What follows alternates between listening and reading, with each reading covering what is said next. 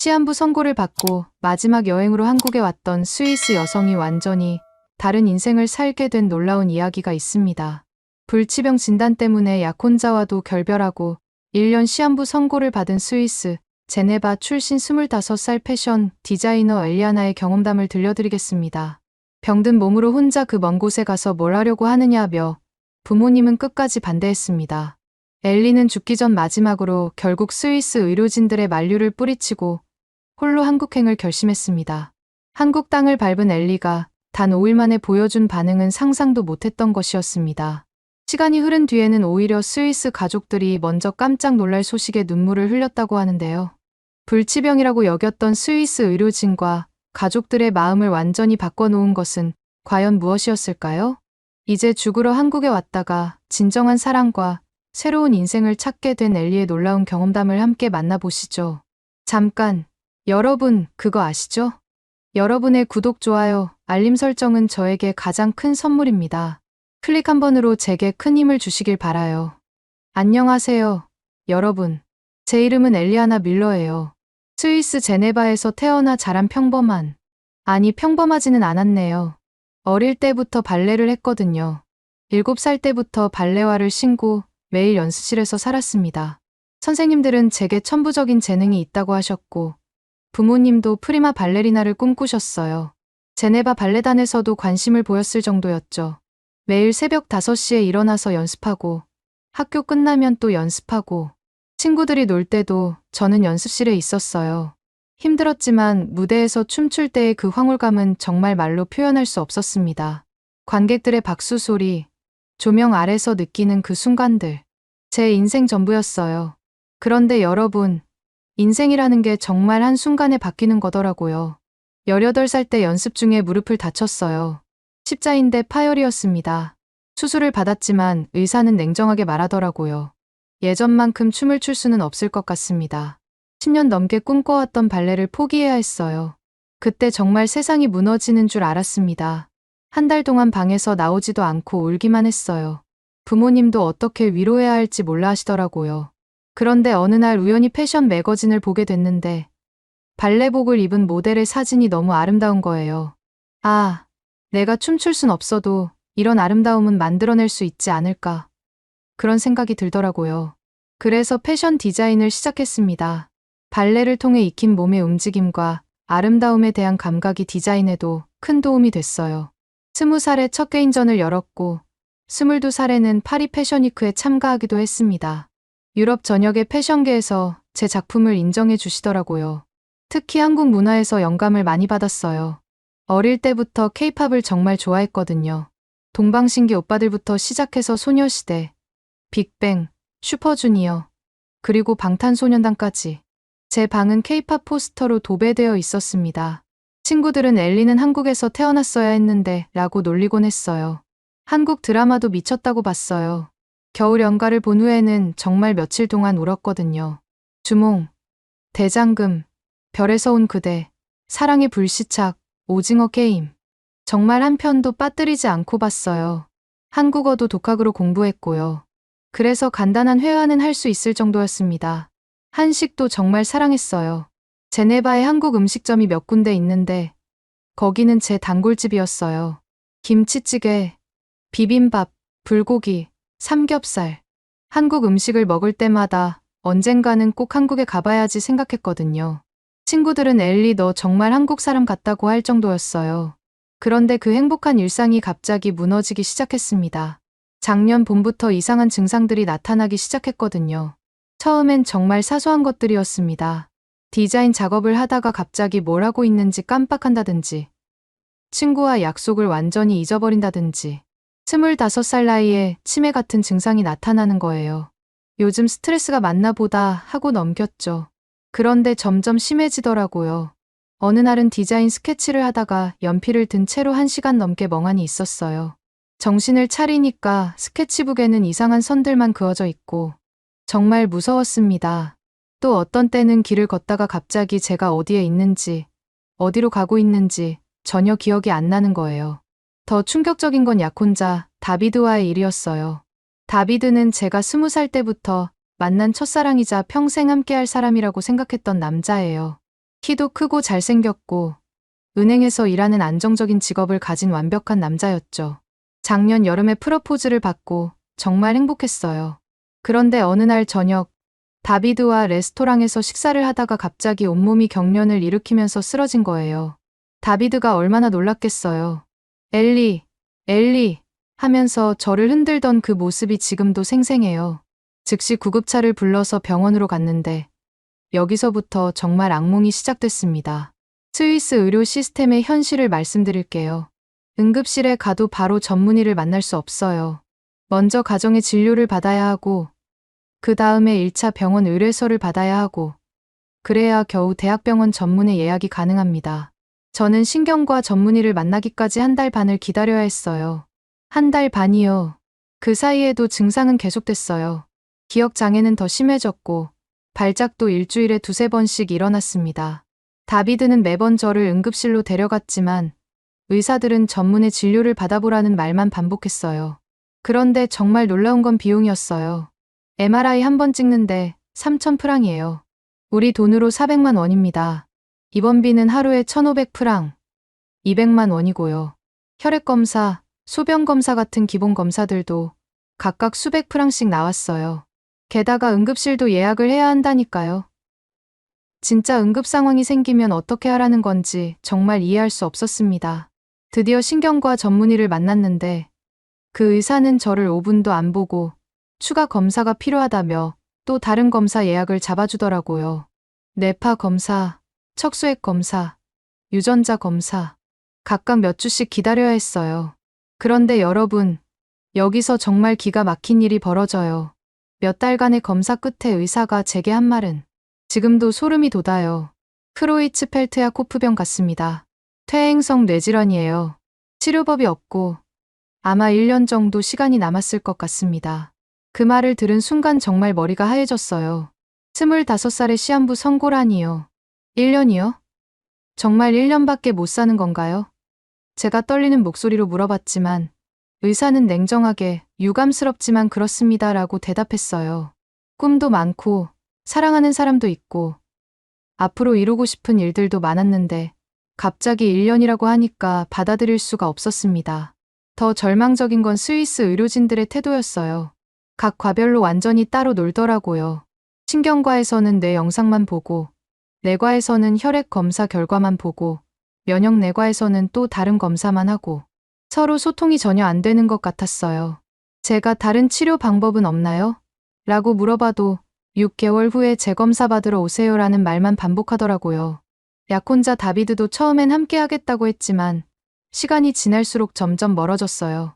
병원비만 해도 1달에 몇천만 원씩 나가니까 부담이 컸을 거고 무엇보다 시한부 환자와 결혼한다는 것에 대한 부담감이 컸을 거예요. 결국 석 달 후에 약혼을 파기했습니다.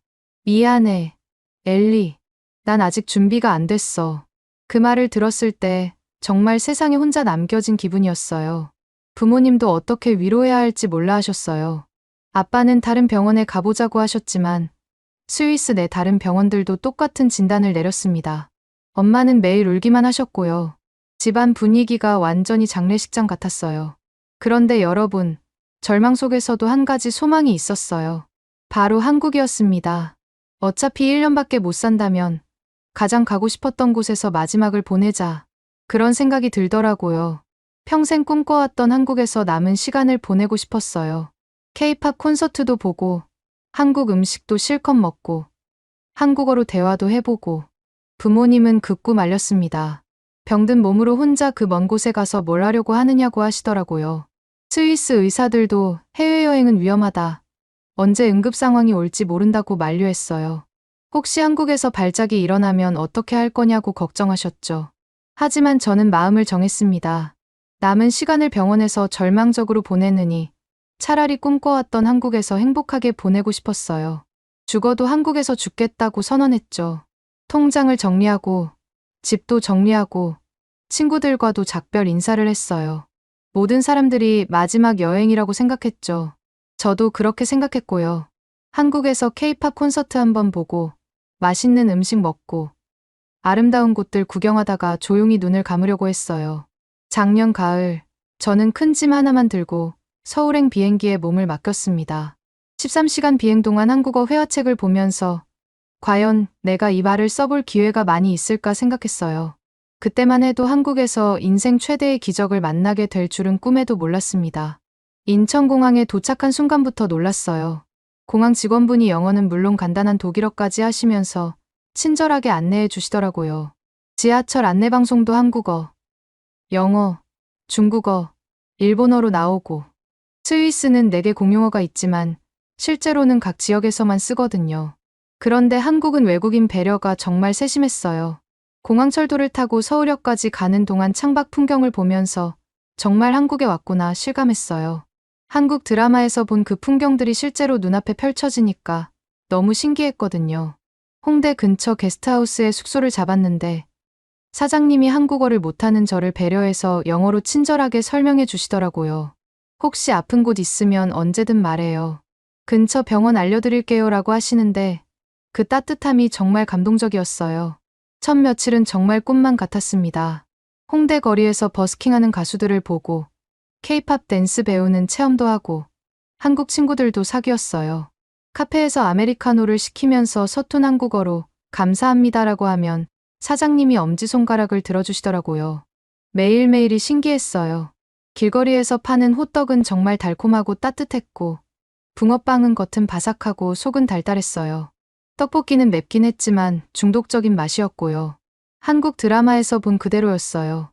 명동에서 쇼핑도 하고 경복궁도 구경하고 엔서울타워에도 올라가 봤어요. 매일 새로운 곳을 탐험하면서 아, 이런 게 진짜 여행이구나 생각했어요. 스위스에서는 병원과 집만 오가던 제가 이렇게 행복할 수 있다니 믿기지 않더라고요. 그런데 닷새째 되는 날이었어요. 홍대 거리에서 한국 전통춤을 배우는 체험 프로그램에 참가했는데 부채춤을 배우고 있는데 갑자기 머리가 깨질 것처럼 아프더니 온몸에 경련이 일어나면서 그대로 쓰러졌어요. 의식을 잃기 직전에 아, 이렇게 한국에서 끝나는구나 싶었습니다. 그런데 여러분, 바로 여기서 정말 믿을 수 없는 일이 벌어져요. 눈을 뜨니까 하얀 천장이 보였어요. 여기가 어디지? 의식이 돌아오면서 주변을 둘러봤는데 분명히 병원이었습니다. 그런데 뭔가 달랐어요. 스위스 병원과는 완전히 다른 분위기였거든요. 제 옆에는 잘생긴 남자가 앉아 있었어요. 키도 크고 의사가운을 입고 있더라고요. 정신이 드셨군요. 저는 서울 아산병원 신경과 이민우 의사입니다. 홍대에서 쓰러지셔서 제가 응급처치를 해드렸어요. 그 순간 정말 놀랐습니다. 스위스에서는 응급실에서도 전문의를 만나기가 하늘의 별 따기였는데 여기서는 길거리에서 쓰러진 외국인을 신경과 전문의가 직접 응급처치를 해준다고요? 이게 대체 무슨 상황인지 이해할 수가 없었어요. 감사합니다, 정말. 그런데 병원비는 얼마나 나올까요? 제가 걱정스럽게 물어봤어요. 스위스에서는 응급실 한 번 가는데도 몇백만 원이 들어서 항상 병원비가 걱정이었거든요. 그런데 이민우 선생님이 웃으면서 일단 응급의료비 지원을 받으실 수 있어요. 외국인이어도 응급 상황에서는 한국이 도와드립니다라고 하시는 거예요. 정말 믿기지 않았어요. 스위스에서는 보험이 없으면 응급실 문조차 들어가기 어려웠는데 말이죠. 지금 당장 정밀검사를 해보겠습니다. 한국은 24시간 언제든 CT나 MRI 촬영이 가능해요. 이민우 선생님의 말에 또 한 번 놀랐어요. 스위스에서는 MRI 예약하려면 몇 주를 기다려야 했거든요. 그런데 더욱 놀라운 건 그 다음이었습니다. 스위스에서는 크로이츠펠트야코프병이라고 진단받았는데 라고 제가 말하니까 이민우 선생님의 표정이 갑자기 진지해지더라고요. 그 진단이 정확한지 의심스럽네요. 제가 보기에는 증상이 좀 다른 것 같은데 이상하다. 이 증상들은 퇴행성 질환이 아닌 것 같은데요. 정말로 2시간 만에 모든 검사가 끝났어요. 뇌 MRI, 뇌척수액 검사, 혈액 검사까지. 스위스에서는 이런 검사들을 받으려면 몇 달이 걸렸는데 한국에서는 하루 만에 다 끝나다니 정말 놀라웠습니다. 그런데 검사 과정에서 정말 감동적인 일이 벌어졌어요. MRI실로 가는 길에 이민우 선생님이 저희 병원 AI 진단 시스템은 세계 최고 수준입니다. 정확한 진단을 위해 최첨단 장비를 사용해서 검사할 거예요 라고 설명해 주시더라고요. AI 진단 시스템이라니 스위스에서는 들어본 적도 없는 얘기였어요. 정말 한국 의료 기술이 이렇게 발전된 건가 싶었습니다. 검사가 끝나고 기다리는 동안 정말 신기한 일이 벌어졌어요. 옆 병실에서 할머니 한 분이 오시더니 혼자 계시네요. 외국인이 혼자 있으면 얼마나 무서울까 하면서 사과를 깎아서 주시는 거예요. 할머니, 정말 감사해요. 근데 왜 이렇게 잘해주세요? 제가 서툰 한국어로 물어봤더니 할머니가 웃으시면서 우리나라에 온 손님인데 당연히 잘해줘야지. 아프면 더더욱 돌봐줘야 하고라고 하시더라고요. 그때 맞은편 병실에서 젊은 남자분이 나와서 어머니가 삼계탕을 너무 많이 끓이셨는데 양이 너무 많네요. 같이 드실래요? 라며 국그릇을 들고 오시는 거예요.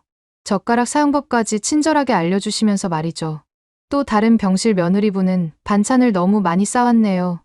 하면서 김치와 나물을 나눠주시더라고요. 스위스에서는 상상도 할 수 없는 일이었어요. 병원에서 환자들끼리, 보호자들끼리 이렇게 음식을 나누고 챙겨주다니요. 한국 사람들은 왜 이렇게 친절해요? 제가 감동받아서 물어봤더니 그분이 정이 많아서 그래요. 같이 아프면 같이 걱정하고 같이 기뻐하는 게 우리 문화예요 라고 설명해 주시더라고요. 그런데 더 놀라운 건 의료진들이었어요. 이민우 선생님은 퇴근 시간이 훨씬 지났는데도 제 검사 결과를 기다리고 계시는 거예요. 왜 이렇게 늦게까지 계세요? 라고 물어봤더니 환자분이 걱정되어서요. 퇴근 시간에도 환자 상태 확인하러 오는 게 당연하죠 라고 하시더라고요. 간호사분들도 마찬가지였어요. 오늘 컨디션은 어떠세요? 약 드시기 전에 식사는 하셨어요? 혹시 불편한 점 있으시면 언제든 말씀해 주세요. 정말 가족처럼 따뜻하게 대해주시더라고요. 스위스에서는 의사 선생님들이 정확히 근무 시간만 일하시고 주치의가 휴가 가면 다른 의사를 만나기도 어려웠는데 한국은 언제든 연락 가능하다는 게 정말 놀라웠어요. 드디어 검사 결과가 나왔는데 민우 선생님이 상당히 흥분한 표정으로 오시더라고요. 엘리 씨, 정말 놀라운 결과가 나왔어요. 네. 무슨 결과요? 제 심장이 쿵쾅거리기 시작했어요. 이 진단 결과를 듣고 제 인생이 완전히 바뀌게 되는데요. 스위스에서 받은 진단이 완전히 잘못되었습니다. 이건 치료 가능한 자가면역 뇌염이에요. 민우 선생님의 확신에 찬 목소리가 들려왔어요. 그 말을 듣는 순간 정말 세상이 뒤바뀌는 것 같았어요. 시한부가 아니라고요. 치료할 수 있다고요. 이건 항엔 MDA 수용체 뇌염이라는 자가면역 질환입니다. 80% 완치율을 보이는 치료 가능한 질환이에요. 선생님의 말에 저는 그대로 울음을 터뜨렸습니다. 그런데 여기서 더욱 놀라운 일이 벌어져요. 우리 병원에 다학제 통합 치료팀이 있어요. 신경과, 면역내과, 재활의학과, 영양사까지 모든 전문가가 협력해서 치료할 거예요. 다학제 팀이요? 저는 그런 용어를 처음 들었어요. 네. 한국 의료의 특징 중 하나예요. 스위스에서는 각 과별로 따로따로 진료했는데 한국은 모든 전문가가 함께 회의해서 치료 방침을 정하거든요. 정말로 이틀 후에 다학제 회의가 열렸어요.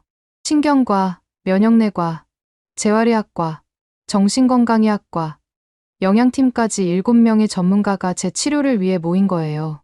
스위스에서는 상상도 할 수 없는 일이었죠. 같은 검사가 스위스의 10분의 1 가격으로 가능하다니. 제가 놀라서 중얼거렸더니 이 선생님이 국민건강보험이 있어서 외국인도 응급의료비 지원을 받을 수 있어요. 저희가 개발한 면역치료법이 유럽에서도 주목받고 있어서 한국은 의료 연구, 투자가 매우 활발해서 새로운 치료법이 빨리 나와요 라고 자랑스럽게 설명해 주시더라고요. 그날 밤 스위스에 있는 친구 마리아에게 화상통화를 걸었어요. 마리아, 나 치료받을 수 있어. 스위스에서 받은 진단이 틀렸대. 정말이야? 그런데 환자 가족들이 너를 챙겨주고 의료진들도 24시간 케어해준다고? 응. 정말 가족 같아. 음식도 나눠주고 의사 선생님들도 퇴근하고도 와서 확인해주고. 그런데 마리아의 반응이 좀 차갑더라고요. 개인적인 경계가 없네. 의료비는 얼마나 나와? 스위스의 10분의 1도 안 돼. 그런데 치료 수준은 오히려 더 높아. 마리아는 믿기 어렵다는 반응이었어요. 스위스가 의료 선진국이라고 생각했으니까요. 치료가 시작되고 나서 정말 놀라운 변화가 일어나기 시작했어요. 기억력이 돌아오기 시작하고 발작 횟수도 줄어들고 매일매일 좋아지는 제 모습을 보면서 정말 감사했습니다. 이민우 선생님도 의학적 호기심과 환자에 대한 애정이 남다르다는 걸 매일 느꼈어요. 수술 후에도 계속 환자를 챙기시고 새로운 치료법에 대해서도 계속 연구하시더라고요. 선생님은 왜 의사가 되셨어요? 어느 날 제가 물어봤더니 환자분들이 건강해져서 웃으시는 모습을 볼 때 가장 보람을 느껴요. 특히 엘리 씨처럼 오진으로 고생하셨던 분들이 정확한 진단을 받고 나아지시는 걸 보면 정말 뿌듯해요 라고 하시더라고요. 그때 제 마음이 조금씩 움직이기 시작했나 봐요. 단순히 의사와 환자 관계가 아니라 뭔가 특별한 감정이 생기기 시작했거든요. 치료 한 달째 정말 놀라운 소식을 들었어요. 스위스에 있는 전 약혼자 다비드가 연락을 했다는 거예요. 엘리가 정말 나았다고? 스위스에서 못 고친 병을 한국에서 고쳤다니. 우리가 놓친 게 뭘까? 라며 후회하는 반응이었어요. 부모님도 한국 의료 수준이 그렇게 높다고, 비용도 그렇게 저렴하다고 라며 믿기 어려워하셨어요. 그런데 이제 새로운 고민이 생겼어요. 스위스로 돌아갈 것인가? 한국에서 계속 치료받을 것인가? 의학적으로는 한국에서 치료받는 게 훨씬 좋은 건 확실했어요. 하지만 제 마음은 이미 정해져 있었어요. 스위스로 돌아가지 않고 한국에서 치료받겠어요. 의학적 우수성뿐만 아니라 한국에서 경험한 따뜻한 인간관계가 저희 결심에 큰 영향을 미쳤거든요. 민우 선생님께 말씀드렸더니 정말 기뻐하시더라고요. 한국에서 새로운 시작을 하시는군요. 저도 끝까지 도와드리겠어요. 그날부터 제 진짜 한국 생활이 시작됐어요. 단순히 치료받는 환자가 아니라 한국에서 새로운 인생을 시작하는 사람으로서 말이죠. 그런데 이 결정이 제 인생을 얼마나 바꿔놓을지, 그리고 이 선생님과 저 사이에 어떤 특별한 일들이 벌어질지는 그때는 몰랐어요. 과연 앞으로 어떤 놀라운 변화들이 기다리고 있을까요? 치료가 시작된 지 2달이 지나면서 놀라운 변화가 일어나기 시작했습니다. 기억력이 점점 돌아오고 발작 횟수도 현저히 줄어들었어요. 매일 아침 일어날 때마다 정말 나아지고 있구나 실감할 수 있었거든요. 그런데 더 놀라운 건 민우 선생님의 세심한 배려였어요. 오늘은 컨디션이 어떠세요? 혹시 답답하거나 우울한 기분은 없으신가요? 매일 이런 질문들을 해주시면서 제 마음 상태까지 챙겨주시더라고요. 어느 날 이 선생님이 특별한 제안을 해주셨어요. 엘리 씨, 치료만으로는 부족합니다. 마음의 치유도 중요하거든요. 한국 문화도 체험해보면서 기분 전환을 해보시는 게 어떨까요? 그래서 시작된 게 저희 특별한 치유 데이트였습니다. 처음 함께 간 곳은 인사동의 작은 전통 찻집이었어요. 한옥 건물의 마루에 앉아서 따뜻한 대추차를 마시는데 창밖으로 보이는 고즈넉한 골목길이 마치 한 폭의 그림 같았어요. 스위스에는 이런 여유로운 차 문화가 없어요. 한국은 치료도, 문화도 마음을 편하게 해줘요. 제가 감탄하면서 말했더니 민우 씨가 한국의 치료 철학이 바로 그거예요. 몸과 마음을 함께 치료하는 것이죠 라고 설명해 주시더라고요. 가장 기억에 남는 건 북한산 둘레길이었습니다. 처음엔 걱정이 많았어요. 발작이 일어나면 어떻게 하나 싶어서요. 하지만 민우 씨가 제가 옆에 있으니까 걱정 마세요. 응급약도 챙겨왔습니다 라고 안심시켜 주시더라고요. 울창한 숲길을 걸으면서 스위스 알프스는 웅장하지만 차갑죠. 한국에 사는 포근하고 따뜻해요. 마치 한국 의료처럼요 라고 제가 말했더니 민우 씨가 정말 아름다운 비유네요 라며 웃으시더라고요. 그런데 여러분, 이때 정말 예상 못한 일이 벌어져요. 산길을 걷다가 갑자기 제가 어지러움을 느끼면서 비틀거렸거든요. 민우 씨가 재빨리 저를 붙잡아 주시는데 그때 저희 얼굴이 정말 가까워진 거예요. 나뭇잎 사이로 스며드는 햇살 아래에서 마주본 그분의 걱정 어린 눈빛. 그 순간 뭔가 특별한 감정이 오고 갔어요. 죄송해요. 아직 완전히 낫지 않았나 봐요. 제가 부끄러워하며 말했더니 천천히 나아가면 됩니다. 제가 끝까지 지켜드릴게요 라고 하시는데 그 말이 단순히 의학적인 의미가 아닌 것 같더라고요.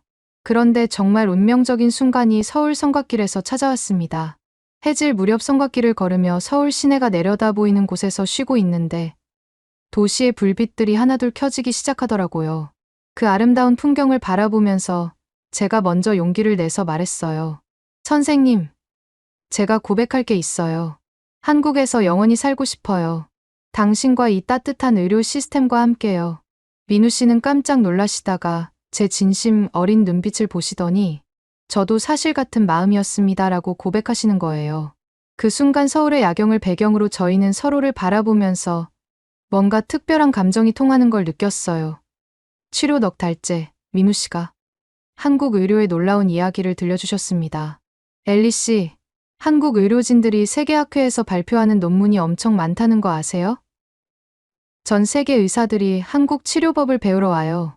K의료 한류라는 말이 있을 정도죠. 정말요? 그럼 제가 그 산 증인이네요 라고 제가 웃으면서 대답했더니 맞습니다. 엘리 씨 같은 케이스가 세계적으로 화제가 되면 더 많은 환자들을 도울 수 있을 거예요 라고 하시더라고요. 그런데 여기서 정말 놀라운 소식이 들려왔어요. 스위스에 있는 제 부모님과 친구들의 반응이 완전히 바뀐 거였어요. 처음에는 반대하셨던 부모님이 제 회복 소식을 듣고 한국 의료 수준이 그렇게 높다고, 비용도 그렇게 저렴하다고 라며 믿기 어려워하시더라고요. 아버지는 스위스에서 그렇게 많은 돈을 썼는데도 못 고친 병을 한국에서 고쳤다니. 우리가 뭘 놓쳤을까 라며 후회하시는 표정이었어요. 더 놀라운 건 전 약혼자 다비드의 반응이었습니다. 엘리가 정말 완치됐다고? 스위스에서 못 고친 병을 한국에서 고쳤다니. 우리가 놓친 게 뭘까? 라며 완전히 후회하는 모습을 보이더라고요. 심지어 다시 만날 수 있을까? 라는 연락까지 보내왔어요. 과연 다비드의 연락이 저희 사랑에 어떤 영향을 미쳤을까요? 하지만 저는 이미 마음이 정해져 있었어요. 다비드는 제가 아플 때 떠났지만 민우 씨는 제가 가장 힘들 때 곁에서 지켜주셨거든요. 친구들의 반응도 마찬가지였어요. 엘리 너 정말 괜찮아진 거야? 한국 의료가 그렇게 좋은 거야? 우리도 아프면 한국으로 가야겠다는 말까지 나올 정도였습니다. 치료 5달째 부모님이 직접 한국에 오셨어요.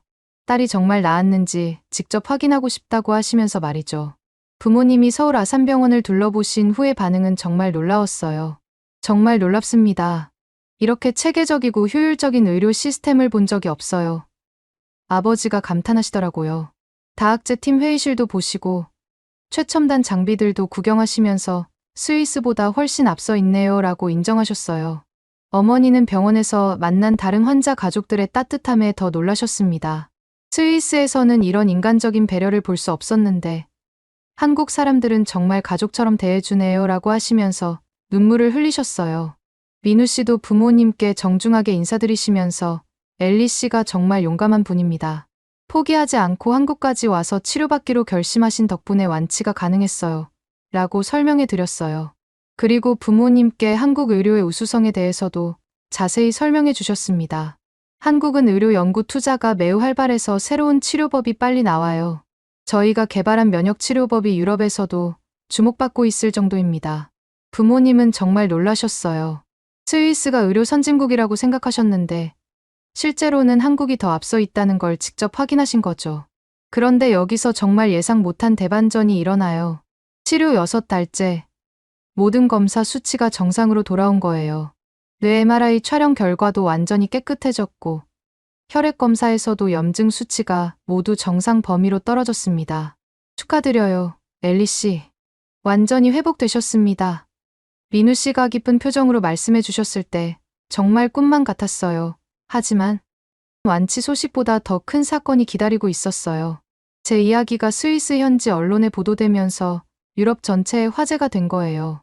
스위스에서 시한부 진단받은 여성, 한국에서 완치라는 제목으로 말이죠. 이 순간 전 세계 언론이 주목하기 시작했는데 한국의 의료 기술이 이 정도인 줄 몰랐다. 오진 방지를 위해 한국의 AI 진단 시스템을 도입해야겠다는 반응이 나왔어요. 그런데 정말 감동적이었던 건 병원 직원분들의 반응이었어요. 그동안 음식을 나눠줬던 보호자 할머니가 우리 딸 연락처야. 한국에 있는 동안 힘든 일 있으면 연락해라며 메모지를 건네시더라고요. 정말 감사했어요. 한국에서 가족을 만났고 세계 최고의 의료진도 만났어요 라고 제가 고백했더니 할머니가 우리 엘리가 건강해져서 정말 기뻐. 한국이 고향이나 다름없지라고 하시면서 눈물을 흘리시더라고요. 민우 씨도 제게 특별한 제안을 해주셨어요. 엘리 씨, 혹시 한국 의료 우수성을 알리는 일에 관심 있으세요? 엘리 씨 같은 케이스가 전 세계에 알려지면 더 많은 환자들이 도움을 받을 수 있을 겁니다. 정말 의미 있는 일이라고 생각했어요. 저처럼 오진으로 고생하는 환자들이 한국에서 정확한 진단과 치료를 받을 수 있다면 얼마나 좋을까요? 그래서 저는 결심했습니다. 한국에서 새로운 인생을 시작하면서 동시에 한국 의료의 우수성을 알리는 일에도 기여하겠다고 말이에요. 그리고 민우 씨와 특별한 관계도 더 발전시켜 나가고 싶었고요. 그런데 완치 이후에 정말 상상도 못할 놀라운 일들이 연속으로 벌어지기 시작했어요. 국제 언론의 관심, 의료 교류 협정, 그리고 저와 민우 씨 사이에 더욱 특별한 발전까지. 다음엔 더욱더 놀라운 이야기가 기다리고 있었습니다. 완치 후 첫 데이트는 정말 로맨틱했습니다. 민우 씨가 한강 설해섬 유채꽃밭으로 데려가 주셨거든요. 노란 유채꽃들이 가득 피어있는 들판을 바라보면서 제가 감회에 젖어 말했어요. 작년 이맘때는 병원 침대에 누워 있었는데 이제는 완전히 건강해졌어요. 한국 의료의 기적이죠. 그러자 민우 씨가 유채꽃 한 송이를 꺾어서 제 귀에 살짝 꽂아주시는 거예요. 정말 영화 같은 순간이었습니다. 그런데 완치 후에 더욱 놀라운 일들이 연속으로 벌어지기 시작했어요. 제 이야기가 국제학회에서 발표되면서 의료계의 주목을 받게 된 거예요. 유럽 의료진들이 한국의 치료법을 배우러 오기 시작했고 실제로 스위스 한국 의료 교류 협정도 체결됐습니다. 그런데 정말 감동적이었던 건 퇴원하는 날이었어요. 그동안 음식을 나눠줬던 보호자 할머니가 우리 딸 연락처야. 한국에 있는 동안 힘든 일 있으면 연락해라며 메모지를 건네시더라고요. 정말 감사했어요. 한국에서 가족을 만났고 세계 최고의 의료진도 만났습니다 라고 제가 고백했더니 할머니가 우리 엘리가 건강해져서 정말 기뻐. 한국이 고향이나 다름없지라고 하시면서 눈물을 흘리시더라고요. 병원 직원분들도 모두 나와서 배웅해 주셨어요. 간호사분들은 엘리 씨 덕분에 우리도 많이 배웠어요. 건강하게 잘 사세요라고 하시고 검사실 기사분들도 처음 왔을 때보다 얼마나 밝아지셨는지 몰라요라며 축하해 주시더라고요. 여러분도 포기하고 싶었던 순간이 있었나요? 저처럼 절망적인 상황에서도 기적은 일어날 수 있어요. 완치 몇 달 후 정말 상상도 못한 일이 벌어졌습니다. 민우 씨가 저를 홍대 거리로 데려가신 거예요. 바로 제가 처음 쓰러졌던 그 자리였어요. 엘리 씨, 이 자리 기억하시죠? 민우 씨가 이 말을 하면서 갑자기 무릎을 꿇으시는 거예요. 주변에 사람들이 모여들기 시작했는데 선생님은 전혀 개의치 않으시더라고요. 그리고 반지 상자를 꺼내시면서 이렇게 말씀하셨습니다. 당신이 쓰러진 이 자리에서 저도 당신에게 쓰러졌습니다. 한국 의료가 당신의 생명을 구했다면 당신은 저의 인생을 구했어요. 이번엔 제가 무릎을 꿇겠습니다. 그 순간 정말 눈물이 왈칵 쏟아졌어요. 죽으러 왔던 이 거리에서 이렇게 아름다운 프로포즈를 받게 될 줄은 꿈에도 몰랐거든요. 주변 사람들도 박수를 치면서 축하해 주시더라고요. 저희 결혼 소식은 스위스 오진 환자, 한국에서 완치 후 한국 의사와 결혼이라는 제목으로 외신 기자들이 인터뷰 요청을 해왔고 다큐멘터리 제작진도 찾아왔습니다. 이 이야기가 누군가에게는 희망이 되길 바라며 저는 국제적 의료 오진 방지 캠페인의 홍보대사가 됐어요. 정확한 진단의 중요성과 한국 의료의 우수성을 전 세계에 알리는 일이었거든요. 결혼식도 정말 특별했습니다. 한국 전통 혼례와 서양식 웨딩을 모두 치렀는데 스위스에서 온 가족 친지들이 한복을 입고 패백을 드리는 모습을 보면서 정말 감동받았다고 하셨어요. 병원 직원분들도 모두 참석해 주셨고 그 할머니도 오셔서 우리 엘리 시집 잘 갔네 하시면서 기뻐하셨어요. 결혼 후에 저는 한국 영주권을 취득하고 새로운 인생을 시작했습니다. 서울에서 한국 스위스 문화 융합 패션 브랜드를 런칭했는데 한국에서 받은 사랑과 치유의 경험을 디자인에 담았더니 큰 성공을 거둘 수 있었어요. 한복의 우아한 선과 스위스 알프스의 세련된 감성을 결합한 디자인이 화제가 됐고 치유의 패션이라는 컨셉으로 많은 사랑을 받았습니다. 매출의 일부는 의료 소외계층을 위해 기부하기로 했어요. 동시에 한국 의료 우수성 알리기 캠페인의 글로벌 홍보대사로도 활동했어요. 제 이야기를 들은 많은 외국 환자들이 한국을 찾기 시작했고 실제로 정확한 진단과 치료를 받을 수 있었습니다. 한국을 찾는 외국인 의료 관광객들의 증가에도 기여할 수 있었어요. 혹시 지금도 어딘가에서 정확한 진단을 찾고 계신 분이 있다면 절대 포기하지 마세요. 결혼 1년 후에는 더욱 의미 있는 프로젝트를 시작했습니다. 민우 씨와 함께 엘리케어 센터라는 외국인 전용 의료 상담소를 열었어요. 언어 장벽 때문에 제대로 된 진료를 받기 어려운 외국인들을 위한 공간이었거든요. 센터에서는 무료 의료 상담뿐만 아니라 한국 의료 시스템 안내, 통역 서비스, 심지어 치료, 중정서적 지원까지 제공했어요. 저처럼 혼자 아픈 외국인들이 따뜻한 돌봄을 받을 수 있도록 하는 게 목표였습니다. 결혼 2년 후에는 더욱 큰 꿈을 실현했어요. 저희는 국제의료오진방지재단과 한국의료우수성연구재단을 설립했습니다. 엘리처럼 오진으로 고통받는 환자들을 위한 글로벌 진단 네트워크 구축과 한국식 다학제 치료, 모델의 세계 전파라는 두 가지 목표로 더 많은 생명을 구하는 일에 헌신하기로 했거든요. 재단에서는 인공지능 기반 오진 방지 시스템을 개발하고 각국 의료진들의 교류 프로그램도 운영했어요. 스위스를 포함한 유럽 여러 나라에서 한국의 의료 시스템을 도입하기 시작했습니다. 그리고 3년 후 정말 기적 같은 소식이 또 하나 찾아왔어요. 제가 임신한 거예요. 한국에서 건강한 아이를 낳을 수 있게 된 거죠. 임신 소식을 들었을 때 민우 씨가 얼마나 기뻐하셨는지 몰라요. 우리 아이도 한국에서 태어나서 한국의 따뜻함을 받으며 자라겠구나 하시면서 눈물을 흘리시더라고요. 임신 중에도 서울 아산병원에서 최고의 산부인과 진료를 받을 수 있었습니다. 한국의 산모 케어 시스템도 정말 놀라웠어요. 임신부 교실, 태교 프로그램, 산후조리원까지. 스위스와는 비교할 수 없을 정도로 세심하고 따뜻했거든요. 병원에서 만난 다른 임신부들도 저를 따뜻하게 대해주셨어요. 외국인이라 힘들 텐데 뭐 필요한 거 있으면 언제든 말해요 라며 챙겨주시고 한국 전통 태교법도 알려주시더라고요. 지금 이 순간에도 기적을 기다리는 분들이 계실 텐데요. 출산 예정일이 가까워지면서 매일 아침 서울 아산병원을 바라보며 이런 생각이 듭니다. 한국에 죽으러 왔다가 진정한 삶과 사랑, 그리고 진실을 찾았구나. 세계 최고의 의료진과 가족보다 더 따뜻한 사람들의 정을 알게 됐고, 이제 우리 아이도 이 놀라운 나라에서 태어나 한국의 사랑과 의료의 혜택을 받으며 자라겠구나. 민우 씨와 함께 아이 방을 꾸미면서 정말 행복했어요.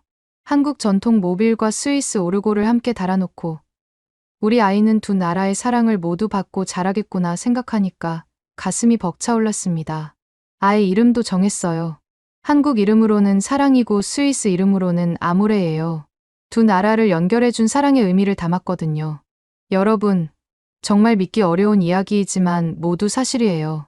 스위스에서 시한부 선고를 받고 마지막 여행이라고 생각하며 한국에 왔던 제가 이렇게 행복한 가정을 꾸리고 새로운 인생을 살게 될 줄 누가 알았겠어요. 한국의 의료진분들, 병원에서 만난 따뜻한 사람들, 그리고 무엇보다 저를 끝까지 포기하지 않고 사랑해준 민우 씨 덕분에 지금의 제가 있습니다. 지금도 전 세계 곳곳에서 저처럼 오진으로 고통받는 환자들이 있을 거예요. 그분들에게 꼭 말씀드리고 싶습니다. 포기하지 마세요. 정확한 진단과 따뜻한 치료를 받을 수 있는 곳이 분명히 있어요. 저에게는 그곳이 바로 한국이었습니다. 오늘의 이야기는 여기까지입니다. 마음에 드셨다면 구독과 좋아요 잊지 말고 한 번씩 눌러주세요. 소중한 시간 함께 해주셔서 진심으로 감사드리고 앞으로도 더 깊은 이야기로 여러분을 찾아뵐게요. 오늘 찾아뵐게요. 오늘 찾아뵐게요. 오늘 찾아뵐게요. 오늘 찾아뵐게요.